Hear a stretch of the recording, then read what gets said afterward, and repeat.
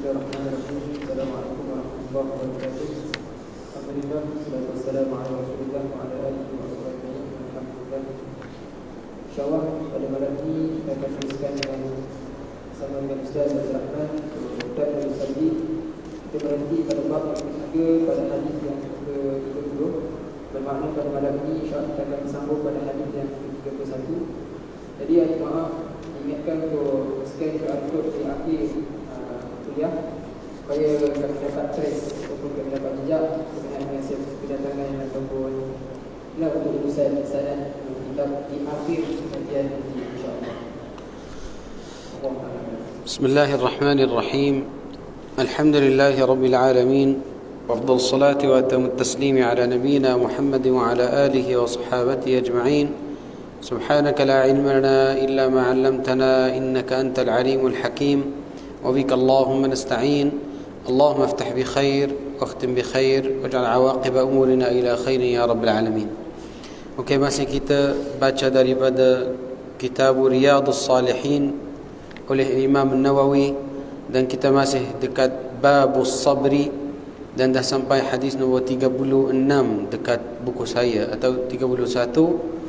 بالأسانيد الصحيحة المتصلة إلى الإمام النووي أنه قال وعن أنس رضي الله عنه قال مر النبي صلى الله عليه وسلم بامرأة تبكي عند قبر فقال اتق الله واصبري فقالت إليك عني فإنك لم تصب بمصيبتي ولم تعرفه فقيل لها إنه النبي صلى الله عليه وسلم قال فأتت باب النبي صلى الله عليه وسلم فلم تجد عنده بوابين فقالت لم أعرفك فقال إنما الصبر عند الصدمة الأولى متفق عليه. وفي رواية لمسلم تبكي على صبي لها. قال المصنف رحمه الله تعالى ونفعنا به وبعلومه في الدارين يا رب العالمين. Masuk hadis yang ke-31 daripada Anas radhiyallahu anhu katanya, pada suatu hari Rasulullah sallallahu alaihi wasallam melalui seorang wanita yang sedang menangis di tepi kubur. Lalu baginda sallallahu alaihi wasallam bersabda, "Bertakwalah kamu kepada Allah Azza wa Jalla dan bersabarlah." Perempuan itu menjawab, "Pergilah, kerana engkau tidak menerima musibah sebagaimana yang aku alami sekarang ini." Perempuan itu tidak mengetahui yang di hadapannya itu ialah Rasulullah sallallahu alaihi wasallam. Kemudian perempuan itu diberitahu bahawa lelaki itu ialah Rasulullah sallallahu alaihi wasallam. Lantas dia segera pergi ke rumah Rasulullah dan didapati tiada penjaga pintu di situ. Lalu dia berkata kepada Rasulullah SAW, "Sesungguhnya tadi aku tidak mengenali engkau, wahai Rasulullah." Maka Nabi SAW bersabda, "Sesungguhnya kesabaran itu pada pertembungan ataupun insiden yang pertama." Hadis riwayat Al-Bukhari dan juga Muslim. Rasulullah dia dah ajar atau dah bagi tahu dia, kalau satu orang dia dapat satu musibah, yang paling penting saat yang pertama atau satu jam yang pertama. Jam yang pertama itu yang paling penting. Kalau dia boleh sabar di dalam satu jam sahaja, satu jam itu akan tolong untuk satu hari. Satu hari akan tolong untuk 2 hari dan macam tu. So Rasulullah qala innamas sabru 'inda as-sadmatil ula. Kali yang pertama. Kalau dia kata inna lillahi wa inna ilaihi raji'un, Allahumma ajurni fi musibati wa akhlif li khairan minha, itu akan tolong dia. Okey, ni yang pertama. Yang kedua, ada satu hadis daripada Rasulullah bersabda, qala la'ana Allahu zawaratil qubur. Rasulullah dia doa di atas wanita-wanita yang dia pergi atau mari untuk ziarah kuburan, dekat tanah kuburan. La'ana Allahu zawaratil qubur, yang dia ziarah dekat kuburan. So macam mana kita akan kumpul di antara hadis itu dan hadis ni? Sebab Rasulullah tak bagi tahu dia jangan datang ke sini. Tak, Rasulullah tak kata macam tu. Tapi Rasulullah dia bagi satu nasihat. Dan kalau Rasulullah nampak dia di dalam tanah kuburan, tak suruh dia balik. Okey? Tapi Rasulullah masa yang nampak, Rasulullah terima dulu dan lepas tu dia kata isbiri, sabarlah kepada Allah SWT. Okey, macam mana kita akan gabung di antara dua hadis itu? Kita nampak macam beza, betul? La'anallahu. Sebenarnya kalau kita nak tengok ke hadis yang kedua itu, la'anallahu zawarat. Perkataan zawarat ala wazni fa'alat. dan itu wazan mubalaghah. Mubalaghah yakni banyak kali. So kalau perempuan itu dia pergi ke tanah kuburan banyak kali, itu yang dia akan dapat laknat daripada Allah Subhanahu Wa Taala. Tapi kalau dia pergi 1 kali 2 kali, okey boleh, tak ada masalah. Ni masalah yang kedua. Masalah yang ketiga yang berkait sama dengan hadis ni, apa prinsipal, apa syarat dia tak banyak, tak pergi banyak. Tak ada, tak boleh kata macam 10 kali sahaja setahun atau 2 kali setahun. Tak ada satu syarat. Syaratnya dia kurang pada orang lelaki. Kalau satu orang lelaki dia pergi ke tanah kuburan 2 kali, iaitu Idul Fitr dan Idul Adha sahaja, dia tak pergi banyak. Okey, kalau adat mereka, adat satu kaum, mereka pergi macam 2 kali setahun, maknanya dia akan pergi 1 kali setahun. Dia mesti kurang pada orang lelaki. Itu berapa kali. Naam. قال وعن أبي هريرة رضي الله عنه أن رسول الله صلى الله عليه وسلم قال يقول الله تعالى ما لعبد المؤمن عندي جزاء إذا قبضت صفيه من أهل الدنيا ثم احتسبه إلا الجنة رواه البخاري. Maksud hadis daripada Abu Hurairah radhiyallahu anhu bahawa Rasulullah sallallahu alaihi wasallam bersabda, Allah berfirman di dalam hadis kursi yang bermaksud, tiada balasan bagi seseorang hamba-Ku yang telah Aku ambil kembali kekasihnya di dunia, kemudian dia mengharapkan pahala daripada-Ku, melainkan yakni orang itu akan mendapat balasan syurga. Hadis riwayat Al-Bukhari.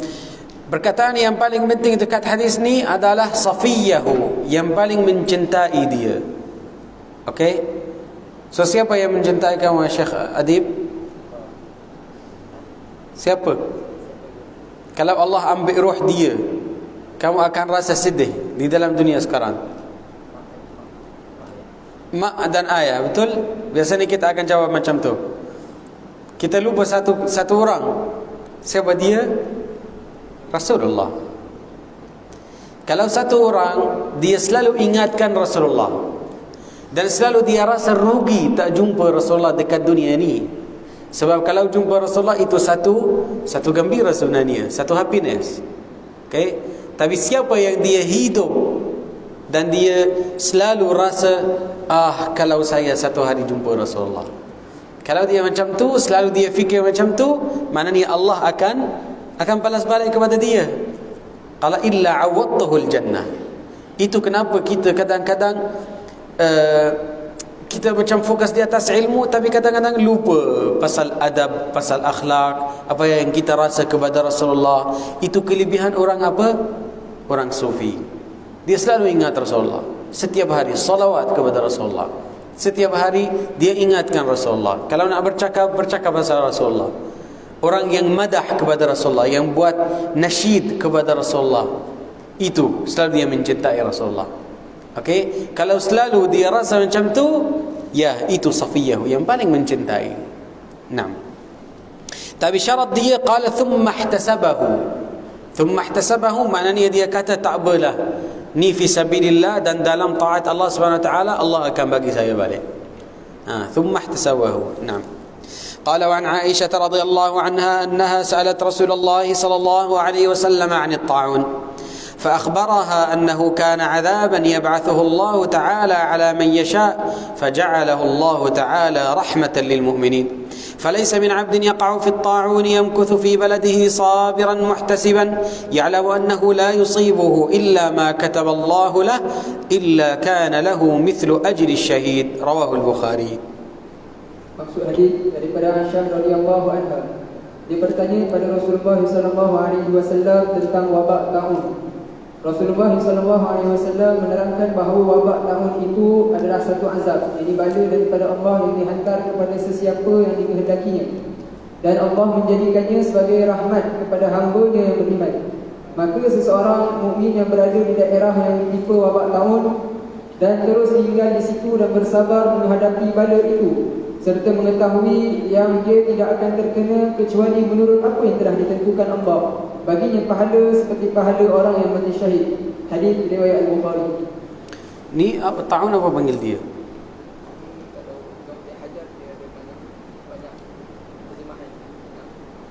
Ya.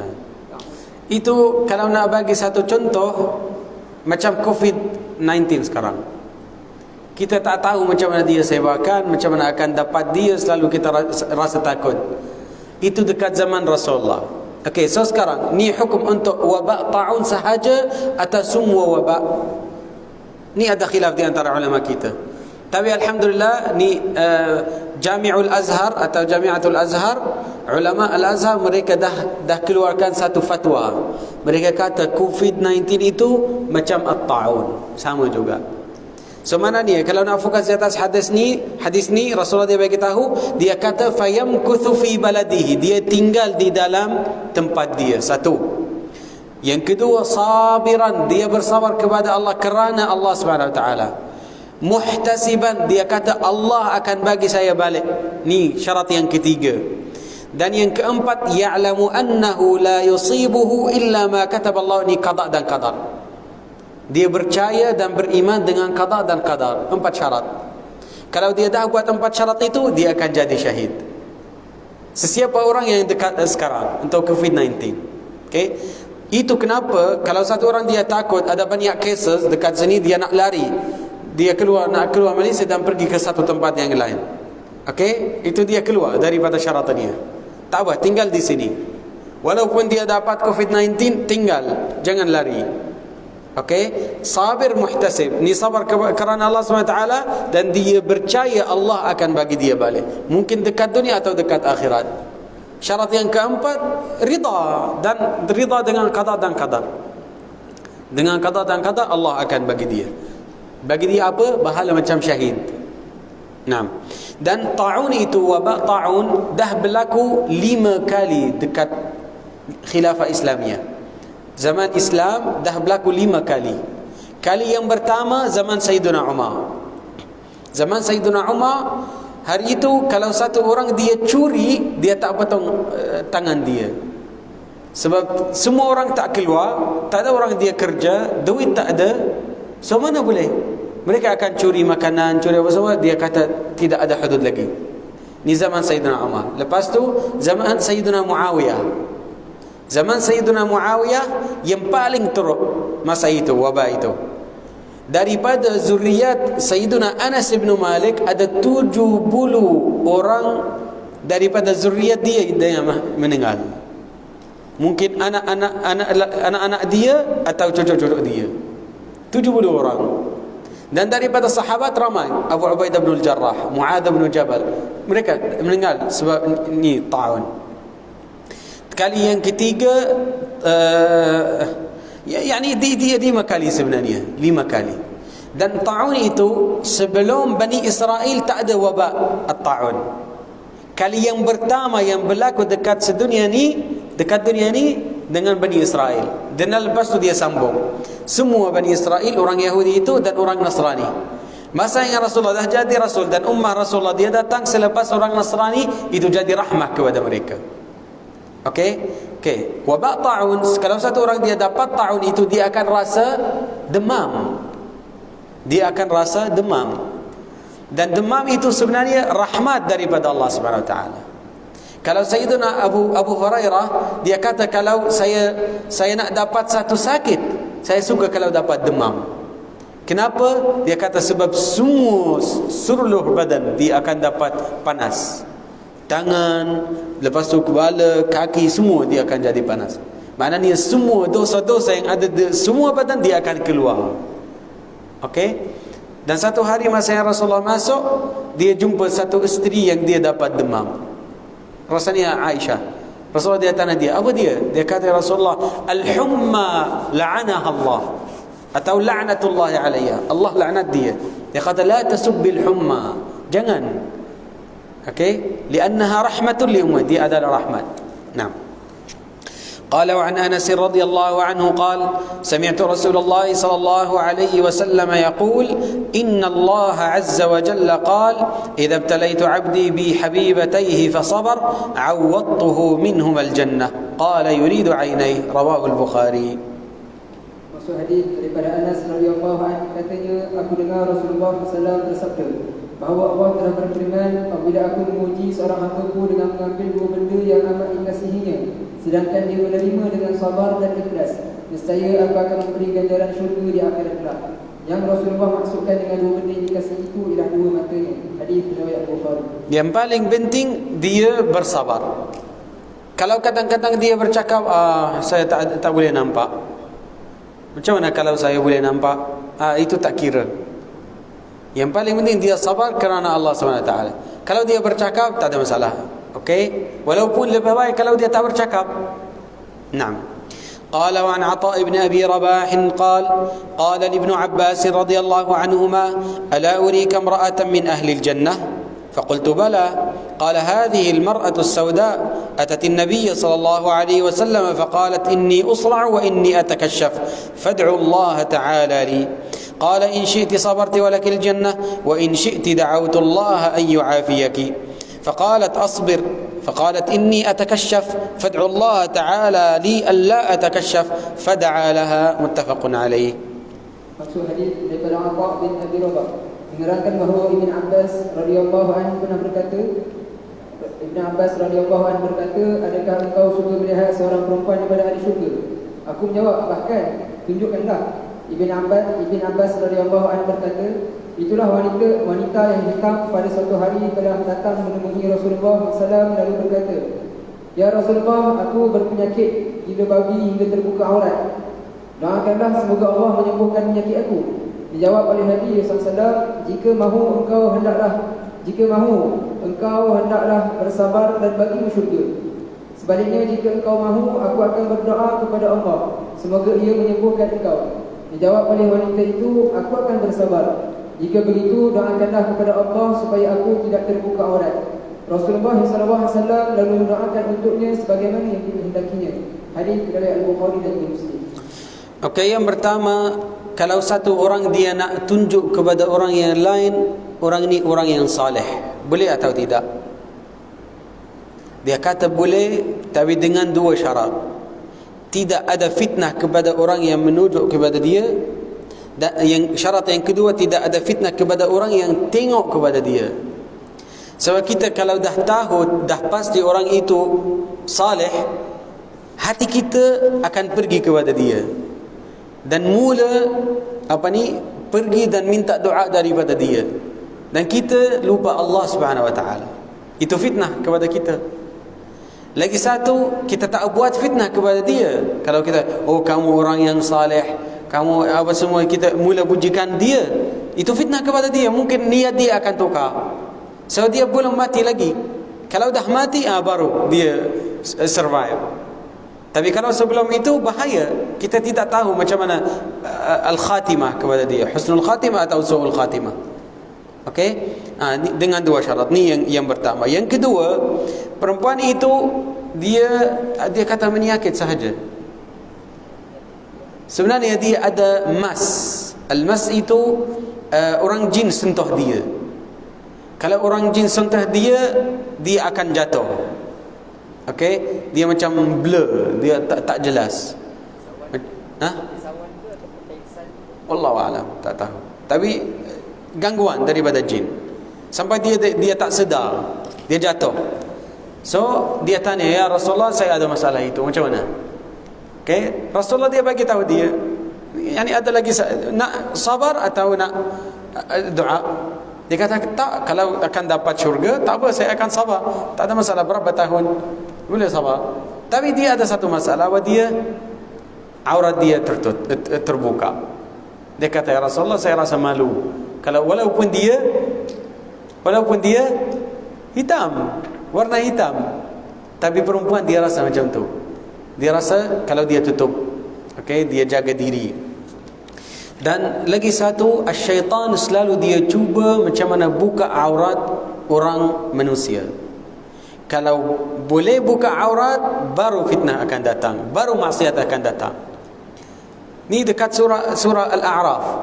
Qala ya bani Adam la yaftinannakum syaitan. Hati-hati pada syaitan itu. La yaftinannakum syaitanu kama akhraja abawaykum minal jannati yanzi'u anhuma libasahuma. Kerja syaitan itu untuk buka aurat sahaja. Kalau dah buka aurat, ni satu pintu, satu fitnah yang besar. Semua orang akan masuk di dalam fitnah itu. Dia cuba macam mana buka aurat. Itu ulama kita bagi tahu Adam sebelum makan daripada pokok itu, dia tak tahu pasal aurat Hawa dia tak tahu. Dan dia tak tahu aurat dia lain pada aurat diri sendiri. Dia tak tahu. Dan tidak ada jima' sebelum makan daripada masa yang mereka dekat langit. Masa yang dia dah makan, dia turun ke dunia, baru jima' dekat dunia. Dekat sana tak ada. So maknanya kalau tak nampak aurat itu, maknanya syahwat atau nafsu di dalam hati tak gerak. Okay? So kita macam reward untuk jaga diri dan tutup aurat diri. Sebab perempuan dia rasa yang sama kepada lelaki, dan lelaki rasa yang sama kepada perempuan. Dia akan rasa dan kita akan rasa. So kita dua-dua kena jaga diri. Naam. قال وعن أبي عبد الرحمن عبد الله بن مسعود رضي الله عنه قال كأني أنظر إلى رسول الله صلى الله عليه وسلم يحكي نبيا من الأنبياء صلوات الله وسلامه عليهم ضربه قومه فأدموه وهو يمسح الدم عن وجهه يقول اللهم اغفر لقومي فإنهم لا يعلمون متفق عليه. Hadis daripada Abu Abdurrahman Abdullah bin Mas'ud radhiyallahu anhu katanya, aku masih terbayang Rasulullah SAW menceritakan tentang seorang nabi daripada nabi-nabi sebelum Rasulullah yang dipukul oleh kaumnya hingga berdarah. Dia mengesat darah di mukanya sambil membaca Allahumma ighfir liqaumi fa innahum la ya'lamun, yang bermaksud, ya Allah, ampunilah kaumku oleh kerana sesungguhnya mereka tidak mengetahui. Hadis riwayat Bukhari dan Muslim. Itu adalah Nabi Habibun Najjar. Nabi Habibun Najjar, mereka yang pukul dia. Semua ini Bani Israel yang paling teruk.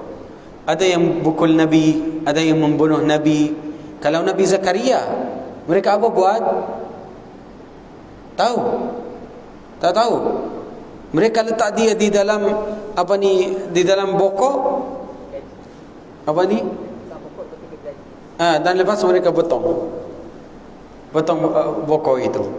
So jadi dua bahagian. Okay? Orang Yahudi, dan mereka cuba membunuh Sayyidina Isa, tapi qala bar rafa'ahu Allah, Allah angkatkan dia. Okay? So di sini ini Habibun Najjar. قال وعن أبي سعيد وأبي هريرة رضي الله عنهما عن النبي صلى الله عليه وسلم قال ما يصيب المسلم من نصب ولا وصب ولا هم ولا حزن ولا أذى ولا غم حتى الشوكة يشاكها إلا كفر الله بها من خطاياه متفق عليه والوصب المرض. Masuk hadis daripada Abu Sa'id dan Abu Hurairah radhiyallahu anhu katanya, sabda Rasulullah SAW, tiada seorang Muslim pun yang mengalami kepenatan, penyakit, kebimbangan, duka cita, apa yang menyakiti dan kesedihan, sehingga cucukan duri yang mengenainya, melainkan dihapuskan oleh Allah sebahagian daripada kesalahannya. Hadis riwayat Bukhari dan Muslim. Itu perlukan niat atau tak perlu? Ada khilaf. Tapi yang Imam Syafi'i dia bagi tahu tak payah niat itu.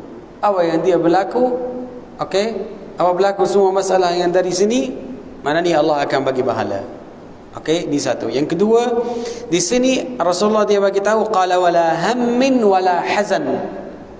Al-ham itu risau, al-hazan itu macam sedih. Tapi dalam bahasa Arab, kalau al-ham, risau itu apa yang kita rasa takut untuk hadapan, untuk future, itu ham. Dan hazan, sedih itu apa yang kita rasa pasal satu benda yang berlaku sebelum ni. Okey? So kita selalu minta perlindungan daripada Allah Subhanahu Wa Taala apa yang kita macam selalu fikir, oh esok ada macam exam, atau lepas satu bulan ada final exam, semua itu kira, jangan takut. Dan lagi satu, kalau satu orang dia ingat satu benda dekat zaman sebelum ni, ya Allah saya buat satu dosa macam tu, ya Allah, dan dia rasa sedih, kira juga. Okey, tapi ada satu ayat yang dekat surah Al-Mujadilah atau Al-Mujadalah. Allah Subhanahu Wa Taala berfirman, qala innaman najwa minasy syaitani liyahzuna alladhina amanu. Sedih itu, sifat sedih itu sebenarnya daripada syaitan. Syaitan dia suka kalau orang Islam atau orang yang beriman dia rasa sedih. So macam mana kita akan kumpul di antara dua hadis ni, di antara ayat dan hadis ni? Dua-dua perkataan yang sama, liyahzuna alladhina amanu, huzun, sedih itu. Ulama kita kata kalau dia rasa sedih pasal satu dosa itu baik. Tak, pasal satu amal yang salih yang dia tak buatkan dia. Contoh, atau satu dosa tapi dia rasa lebih baik kalau dia tak buat, macam taubat kepada Allah SWT, itu yang baik. Tapi kalau dia rasa sedih pasal satu benda yang salah sebelum ni dan dia berhenti amal, dia macam rasa Allah tak bagi maghfirah atau Allah tak berjayakan dia. Kalau dia dah sampai satu poin yang di sini, maknanya itu minasyaitan. Jangan sambung. So apa benda yang dia akan halangkan kamu tak sambung, tinggalkan dia. Tak apa. Kalau rasa macam satu benda yang besar, satu orang berzina contoh. Kalau dia berzina, okey, lepas tu dia kata Allah tak bagi saya maghfirah. Okey, lepas tu dia tak buat amal. Itu salah. Tapi kalau dia rasa sedih dan dia sambung hidup dia, buat amal yang saleh, dan dia pergi kerja, dia pergi apa semua, dia buat amal yang saleh, itu tak ada masalah. Sebab sebenarnya satu dosa itu dia push dia tolak dia untuk membuatkan amal yang saleh. Naam. قال وعن ابن مسعود رضي الله عنه قال دخلت على النبي صلى الله عليه وسلم وهو يوعك فقلت يا رسول الله إنك توعك وعكا شديدا قال أجل إني أوعك كما يوعك رجلان منكم قلت ذلك أن لك أجرين قال أجل ذلك كذلك ما من مسلم يصيبه أذى شوكة فما فوقها إلا كفر الله بها سيئاته كما تحط الشجرة ورقها متفق عليه والوعك مغث الحمى وقيل الحمى.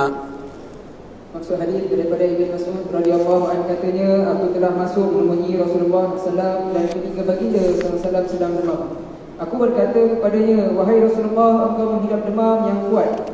Dijawab oleh Rasulullah SAW, memang benar, aku mengalami demam panas seperti kepanasan demam dua orang lain. Ibn Mas'ud berkata lagi, kalau begitu engkau mendapat pahala 2 kali ganda daripada orang biasa, wahai Rasulullah. Dijawab oleh baginda, benar, begitulah kedudukannya.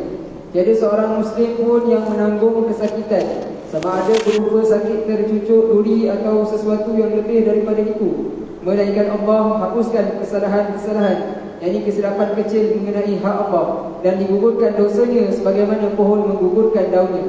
Hadis riwayat Al-Bukhari dan juga Imam Muslim. Ni dalil Imam Syafi'i untuk semua benda, semua masalah yang kita dapat Allah akan bagi pahala walaupun tak ada niat. So, satu orang masa yang dia berjalan dan tiba-tiba duri itu dia cucuk dia. Ada niat ke? Dia tak nampak langsung. So tiba-tiba dia dapat. So maknanya semua masalah-masalah kalau dia dapat, soalnya Allah akan bagi walaupun tak ada niat. Naam. قال وعن أبي هريرة رضي الله عنه قال قال رسول الله صلى الله عليه وسلم من يرد الله به خيرا يصب منه رواه البخاري وضبطوا يصب ويصب بفتح الصاد وكسرها. Maksud hadis daripada Abu Hurairah radhiyallahu anhu katanya, telah bersabda Rasulullah sallallahu alaihi wasallam, sesiapa yang dikehendaki oleh Allah kebanyakan baginya, ditimpakan penderitaan ke atasnya. Hadis riwayat Al-Bukhari. Naam, semua masalah yang kita dapat itu macam pemadam. Dia akan padam semua dosa-dosa kita. Tapi kalau Allah simpan semua dosa sampai hari akhirat, maknanya itu lagi susah. Contohnya, kalau dekat dunia dia dapat punishment itu sikit je. Macam an-nar, yang api itu. An-nar, yang api yang kita rasa macam panas sangat tak boleh tahan, itu macam satu daripada 70,000 kali yang dia tambah dekat hari akhirat. So maknanya kalau 1 minit, 1 minit dengan api dekat sini, dekat sana nothing. Atau 1 minit dekat sana macam 70 tahun dekat sini. Dia hidup dengan api. Lebih baik kalau Allah SWT bagi satu punishment, dia akan padam semua dosa. Itu mayyuridillahu bihi khairan. Kalau Allah nak Allah Subhanahu wa taala mahu kebaikan kepada satu orang manusia. Hadis yang macam ni, okey, hadis yang macam ni Rasulullah bersabda, mayyuridillahu bihi khairan yufaqihu fid din. Kalau Allah nak satu kebaikan kepada satu orang manusia, Allah akan push dia, Allah akan menyujuk dia macam mana jalan ilmu, dan dia akan masuk jalan ilmu itu. Okey, so nikmah besar daripada Allah SWT kalau satu orang dia datang ke satu majlis atau datang ke satu halaqah. Itu nikmah besar. Sebab yang paling penting kita akan konsisten di atas jalan ni. Kalau kita dah dapat ilmu atau tak dapat ilmu, tidak ada masalah. Yang paling penting kita akan tinggal di atas jalan ni dan mati di atas jalan ni. Itu yang paling penting. Naam. قال وعن أنس رضي الله عنه قال رسول الله صلى الله عليه وسلم لا يتمنين أحدكم الموت لضر أصابه فإن كان لا بد فاعلا فليقل اللهم أحيني ما كانت الحياة خيرا لي وتوفني إذا كانت الوفاة خيرا لي. متفق عليه. Maksud hadis daripada Anas radhiyallahu anhu katanya, telah bersabda Rasulullah sallallahu alaihi wasallam, jangan sekali-kali ada antara kamu yang mengharapkan mati kerana ditimpa bala atau azab, dan jika terpaksa melakukannya hendaklah dia berdoa, Allahumma ahyini ma kanat al-hayat khair li wa tawaffani idza kanat al-wafah khair li, yang bermaksud, ya Allah, hidupkanlah aku selama mana hidup itu baik bagiku, dan matikanlah aku apabila mati itu baik bagiku. Hadis dari Al-Bukhari dan juga Imam Muslim. Doa ni khas untuk musibah sahaja. Tapi kalau satu orang dia kata, dia doa kepada Allah SWT, ya Allah, bagi saya satu benda itu, kalau benda itu bagi baik kepada saya, itu salah. Jangan hantang apa ni, ya Naim, apa dia perkataan itu, gantung ya Allah ya Rabbi, selalu ya lupa dalam kelas. Gantung jangan gantung dengan masyiatu Allah Subhanahu wa taala. Tak. Kalau kamu rasa satu benda itu baik kepada kamu, zahir dia baik kepada kamu, minta Allah Subhanahu wa taala benda itu. Okey? Dan lepas tu Allah yang akan keputusan, Allah yang qada dan qadar. Tapi yang kepada kita apa yang zahir dia. Walaupun tak tahu, mungkin kalau dapat, contoh satu orang dia minta duit daripada Allah SWT, ya Allah harta, ya Allah duit, ya Allah rizki, ya Allah apa semua, murah rizki. Mungkin dia dapat rizki, dia tak bagi infak fisabilillah, tak bagi sedekah, tak bagi zakat. Tapi kalau kita rasa sekarang harta itu atau duit itu baik kepada kita dan nak pakai dia untuk fisabilillah, minta, tak ada masalah. Walaupun kita rasa macam mungkin nanti kita tak buat. Okey, jangan gantung dengan masyiah. Okey, kecuali yang di sini. Kalau ada satu musibah atau satu fitnah yang kita rasa tak mampu, Allahumma ahyini ma kanatil hayatu khairan li. Kalau dia baik kepada saya. Tapi kalau tak baik, tak apa, ambil roh saya. Saya nak macam tu.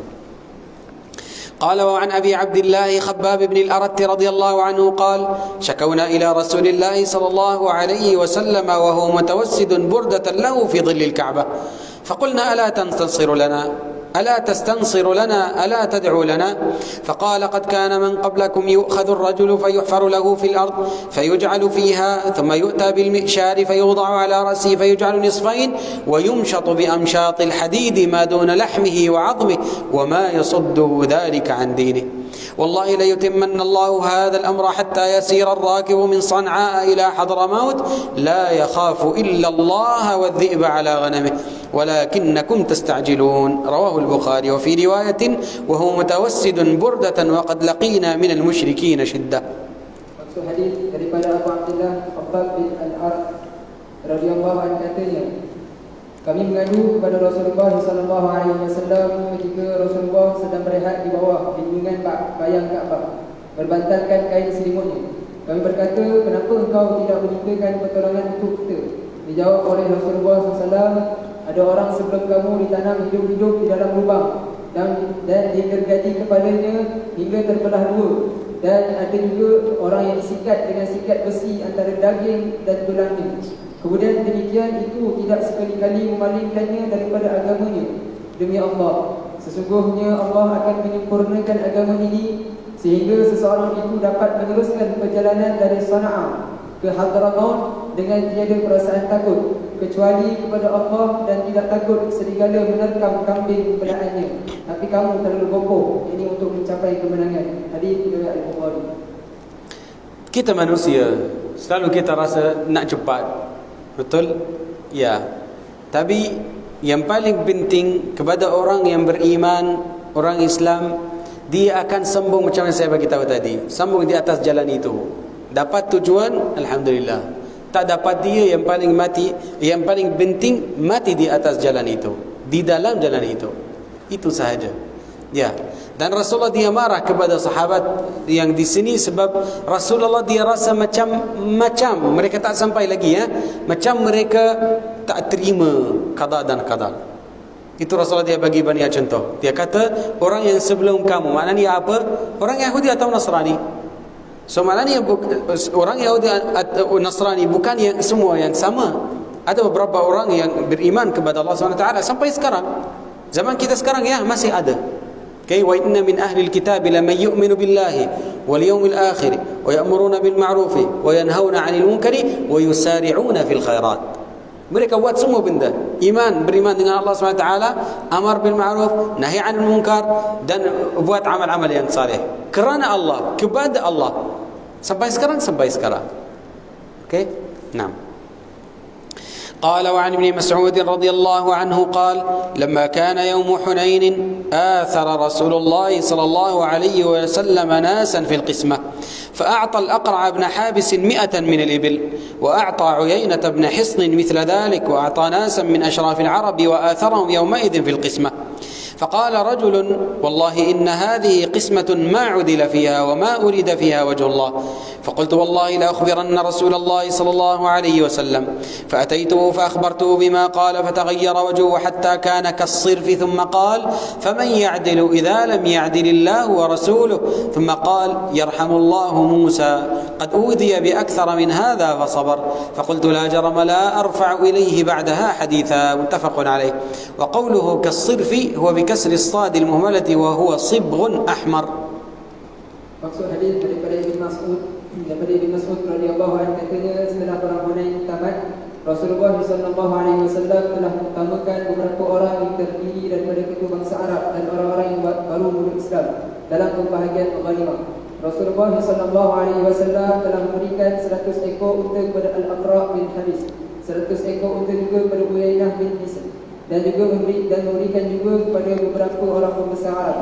Rasulullah memberi keutamaan kepada mereka pada hari itu. Lalu berkata seorang lelaki, demi Allah, cara pembahagian ini tidak adil dan bukan cara yang diridai Allah. Lalu aku berkata dalam hati, demi Allah, aku akan ceritakan hal itu kepada Rasulullah. Lalu aku datang bertemu Rasulullah dan menceritakan kepadanya apa yang dikatakan oleh lelaki itu. Maka muka baginda berubah menjadi merah serta mata. Kemudian Rasulullah SAW bersabda, siapa yang boleh berlaku adil kalaulah Allah dan Rasulnya tidak adil? Baginda lalu berdoa, maksudnya semoga Allah tetap merahmati Musa. Sesungguhnya dia telah lebih disakiti daripada ini, tetapi dia bersabar. Lalu aku yang Ibn Mas'ud pun berkata, sebenarnya lah aku berjanji tidak akan menyampaikan hal seperti ini lagi kepadanya selepas ini. Hadis riwayat Bukhari dan Muslim. Di sini ada 6 cara atau 6 reason yang kita boleh sampaikan apa yang orang lain dia bercakap.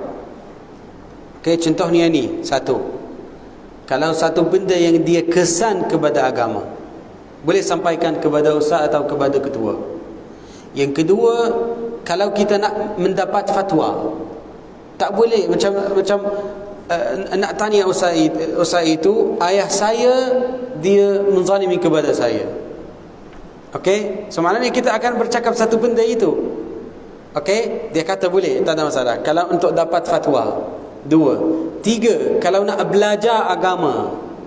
Kalau nak belajar agama, boleh tanya, tak ada masalah.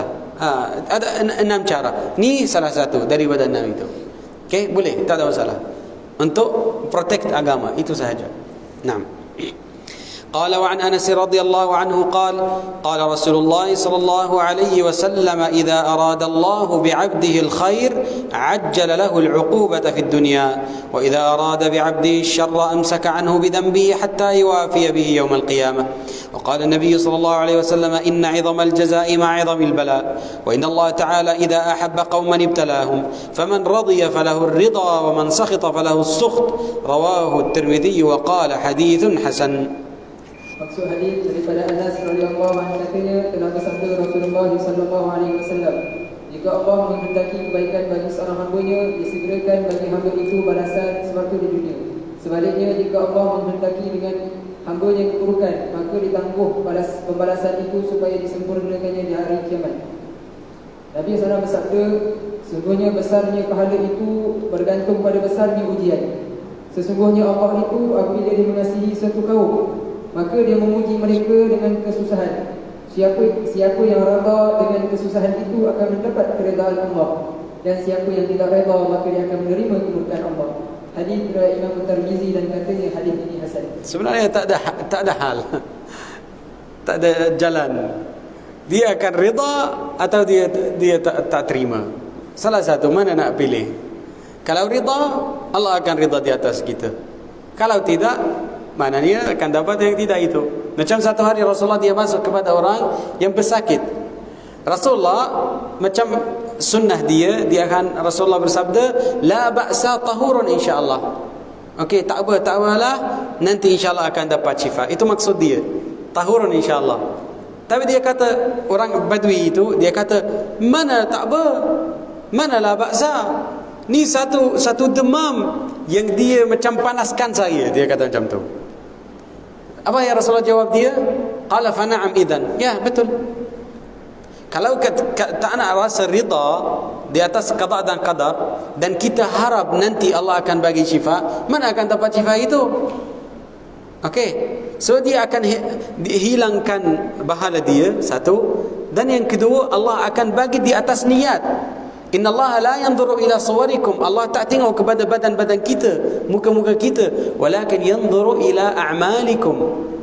Walakin yanzuru ila qulubika. Apa yang ada di dalam hati, apa-apa amal kita. Itu yang paling penting. Naam. قال وعن أنس رضي الله عنه قال كان ابن لأبي طلحة رضي الله عنه يشتكي فخرج أبو طلحة فقبض الصبي فلما رجع أبو طلحة رضي الله عنه قال ما فعل ابني؟ قالت سليم وهي الصبي هو أسكن ما كان فقربت إليه العشاء فتعشى ثم أصاب منا فلما فرغ قالت وار الصبي فلما أصبح أبو طلحة أتى رسول الله صلى الله عليه وسلم فأخبره فقال أعرستم الليلة؟ قال نعم. قال اللهم بارك لهما. قال فولدت غلاما فقال لي أبو طلحة تحمله حتى تأتي به النبي صلى الله عليه وسلم وبعثت معه بتمرات فقال أمعه شيء؟ قال نعم تمرات. قال فأخذها النبي صلى الله عليه وسلم فمضغها ثم أخذها من فيه فجعلها في الصبي ثم حنكه وسماه عبد الله. متفق عليه. وفي رواية البخاري قال ابن عيينة فقال الرجل من الأنصار فرأيت 9 أولاد كلهم قد قرأ القرآن، يعني من أولاد عبد الله المولود. وفي رواية لمسلم مات ابن لأبي طلحة من سليم فقالت أهلها لا تحدث أبا طلحة بابنه حتى أكون أنا أحدثه. نعم. Kita akan baca dulu. Maksud hadis daripada Anas radhiyallahu anhu katanya, anak Abu Talhah sedang sakit. Di waktu dia keluar yang dia bekerja, anaknya meninggal dunia. Setelah Abu Talhah kembali, dia bertanya kepada isterinya, bagaimana keadaan anakku? Kata Ummu Sulaim, ibu anak itu, keadaannya lebih tenang dari dahulu. Selepas itu isterinya menghidangkan makanan, lalu Abu Talhah tengok dia memakai satu perkataan yang dia macam tak jelas.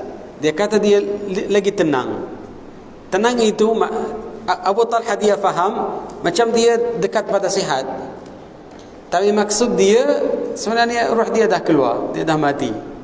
Kedua-dua boleh askan, perkataan dia lagi tenang. Naam. Lalu Abu Talha pun makan malam, kemudian menyetubuhi isterinya. Apabila selesai, isterinya berkata, kebumikanlah anak itu. Pada pagi esoknya Abu Talha menemui Rasulullah. Sekarang kita akan macam imagine macam mana dia sabar. Kalau kita lelaki dan ada satu anak yang dia mati, kita rasa macam tak boleh handle, tak boleh tahan. Kalau untuk ibu dia lagi kuat. Okey, tapi dia sabar. Walaupun tengok dia macam berjima' dan dia apa ni, sebab dia dah balik daripada musafir, dia baru datang, baru sampai.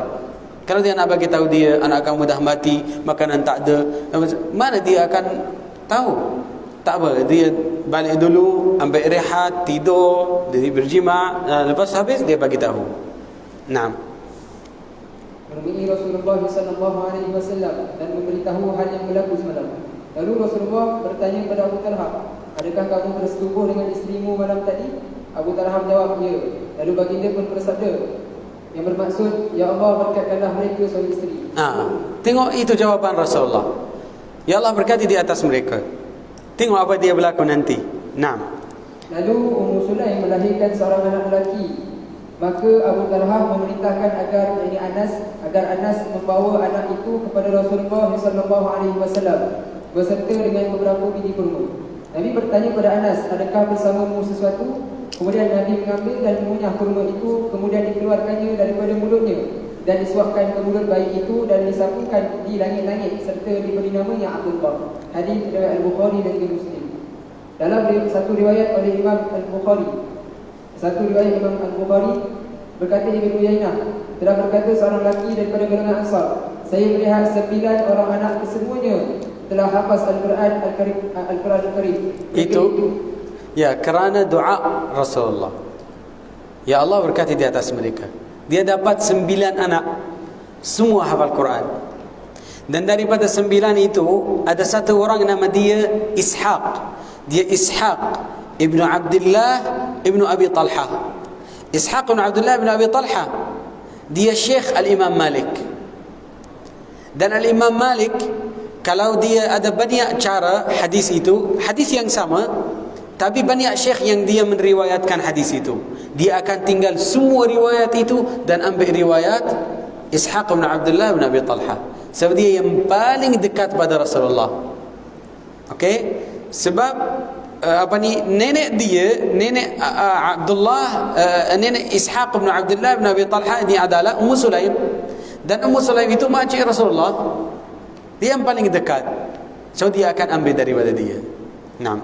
قال وفي رواية لمسلم قال فجاء فقربت إليه عشاء فأكل وشرب ثم تصنعت له أحسن ما كانت تصنع قبل ذلك فوقع بها فلما أن رأت أنه قد شبع وأصاب منها قالت يا أبا طلحة أرأيت لو أن قوما أعاروا عاريتهم أهل بيت فطلبوا عاريتهم ألهم أم يمنعوهم؟ قال لا. فقالت فاحتسب ابنك. قال فغضب ثم قال تركتيني حتى إذا طلقت ثم أخبرتيني بابني فانطلق حتى أتى رسول الله صلى الله عليه وسلم فأخبره بما كان فقال رسول الله صلى الله عليه وسلم بارك الله في ليلتكما. قال فحملت. قال وكان رسول الله صلى الله عليه وسلم في سفر وهي معه وكان رسول الله صلى الله عليه وسلم إذا أتى المدينة من سفر لا يطرقها طروقا فدنوا من المدينة فضربها المخاض فاحتبس عليها أبو طلحة. وانطلق رسول الله صلى الله عليه وسلم قال يقول أبو طلحة إنك لتعلم يا ربي أنه يعجبني أن أخرج مع رسول الله صلى الله عليه وسلم إذا خرج وأدخل معه إذا دخل وقد احتبست بما ترى. تقول أم سليم يا أبا طلحة ما أجد الذي كنت أجد انطلق. فانطلقنا وضربها المخاض حين قدم فولدت غلاما. فقالت لي أمي يا أنس لا يرضعه أحد حتى تغدو به على رسول الله صلى الله عليه وسلم. فلما أصبح احتملته فانطلقت به إلى رسول الله صلى الله عليه وسلم وذكر تمام الحديث. Berita itu ialah anak buah yang dilahirkan oleh Ummu Sulaim, dan dalam riwayat Imam Muslim, seorang anak lelaki Abu Talha daripada isterinya Ummu Sulaim telah meninggal dunia. Lalu Ummu Sulaim berkata kepada keluarganya, jangan kau memberitahu kepada Abu Talha mengenai anaknya sehingga aku sendiri memberitahunya. Maka kembalilah Abu Talha, lalu isterinya menghidangkan makan malam. Lalu Abu Talha pun makan dan minum. Kemudian isterinya menghiasi dirinya dengan sebaik-baiknya yang belum pernah dilakukan sebelum itu, sehingga Abu Talha menyetubuhinya. Setelah selesai, Ummu Sulaim berkata, wahai Abu Talha, bagaimana pendapat engkau sekiranya seseorang meminjamkan sesuatu kepada satu keluarga, kemudian meminta kembali? Apakah boleh keluarga yang meminjam itu menolak? Jawab Abu Talha, tidak boleh. Ummu Sulaim berkata, harapkan ganjaran daripada Allah berkenaan dengan anak engkau yang telah. Faham tak? Kalau satu orang dia pinjam satu pen, masa yang dia dah pinjam dan kamu minta balik, dia kena bagi balik. So ini hak dia. Ini sama, siapa yang bagi anak itu? Adalah Allah SWT. So kalau Allah ambil balik, okey, alhamdulillah, kita terima. Ya. Anas berkata, maka marahlah Abu Talha. Lalu berkata, engkau biarkan aku sehingga berkeadaan kotor begini, kemudian baru engkau beritahu tentang kematian anakku. Lalu bersegeralah Abu Talha pergi menemui Rasulullah SAW untuk memberitahu segala kejadian yang telah berlaku. Rasulullah SAW bersabda yang bermaksud, semoga Allah memberkati hidupmu berdua. Anas berkata, maka mengandunglah Ummu Sulaim. Anas berkata lagi, Rasulullah SAW telah bermusafir dan disertai oleh Ummu Sulaim. Adapun Rasulullah SAW apabila sampai ke Madinah daripada musafir, baginda tidak masuk pada waktu malam dalam perjalanan itu. Mereka, yakni Rasulullah dan sahabat-sahabat yang bersamanya telah hampir ke Madinah. Ummu Sulaim dan pada waktu itu terasa sakit, yakni hendak melahirkan anak. Maka terhalanglah Abu Talha daripada meneruskan perjalanan bersama Rasulullah SAW kerana Ummu Sulaim sakit. Manakala Rasulullah SAW meneruskan perjalanannya, Anas berkata, Abu Talha telah berdoa, Ya Allah, Engkau maha mengetahui bahawa aku sangat tertarik hati untuk pergi dan balik daripada musafir bersama Rasulullah SAW. Sesungguhnya aku terhalang seperti apa yang engkau lihat. Tiba-tiba Ummu Sulaim berkata, wahai Abu Talha, perutku tidak terasa sakit lagi. Teruskanlah perjalanan kita. Maka kami pun meneruskan perjalanan masuk ke Madinah. Apabila sampai di Madinah, Ummu Sulaim pun sakit, maka dia pun melahirkan seorang anak lelaki. Ibuku, yakni Ummu Sulaim, berkata kepadaku, wahai Anas, janganlah anak itu disusukan oleh sesiapa pun sehingga engkau bawa terlebih dahulu kepada Rasulullah SAW. Apabila sampai waktu pagi, aku, yakni Anas, mendukung anak itu dan membawanya menemui Rasulullah SAW. Ia, yakni Muslim, meneruskan hadis ini sampai selesai. Mana macam lagi details dengan riwayat Imam Muslim lebih pada riwayat Imam Al-Bukhari. Okay, ada masa atau berhenti? Berhenti. Okay, kita akan berhenti di sini dan insyaallah akan sambung minggu depan. Subhanakallah wa hamdika nashhadu an la ilaha illa ant nastaghfiruka wa natubu ilaik wal 'asr fi khusr alladhina amanu bis salihati wa tawassaw bil haqqi wa tawassaw bis sabr.